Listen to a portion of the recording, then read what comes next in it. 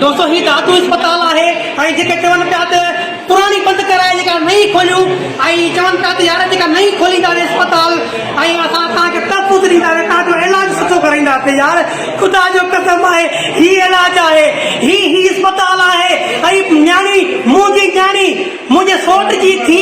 अब्दुल लतीफ़ खोसे जी न्याणी जेका ग़लति इंजेक्शन हई वई आहे जेको डॉक्टर हल्को बुखार हुयसि हल्की उल्टी हुयसि उनखे का ग़लति इंजेक्शन हई वई आहे उहा फोत थी वई आहे बल कलाक पहिरियां फोत थी वई आहे ऐं हितां जे स्टाफ खां मां पुछां थो अलाह जो कसम आहे ही रब जी ज़ात ॾिसे थी हिते केरु मूंखे जवाबु ॾियण जे लाइ तयारु कोन्हे को जीअं ट्रीटमेंट कई आहे डॉक्टर उहो काॾे हो अंधो हो गूंगो हो ॿोड़ो हो या माज़ूर हुयो काॾे भॼी वियो काॾे भॼी वियो छो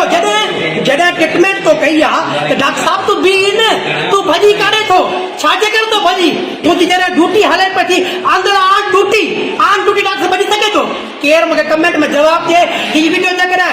प्लीज़ महिरबानी करे मुंहिंजी शेयर ज़रूरु कजो ऐं मूंसां इंसाफ़ कजो मुंहिंजी न्याणी उरूज नालो त गुल हुई ख़ुदा जो कसम मां मुंहिंजे सौट पिनी वरिती हुई हिकिड़ी न्याणी हुई यकीन कई पीअण खां पिनी वरिती हुई उहा फोत थी वई आहे वही बात मूंखे जीअं डॉक्टर ट्रीटमेंट कई उहो डॉक्टर पैदा करे ॾियनि भला हा डॉक्टर तयारु बसिया हूंदा आहिनि डॉक्टर ख़ुदा जे रूप में हूंदा आहिनि डॉक्टर हेल्प कंदा आहिनि हा डॉक्टर छो भॻो डॉक्टर डिफॉल्टर आहे डॉक्टर ॿ नंबर आहे डॉक्टर में फॉल्ट आहे त न भॻो साईं केरु ॿुधो तव्हां साफ़ थी आहियो न डॉक्टर नालो ॿुधायो न स्टाफ खे ख़बर न लॻी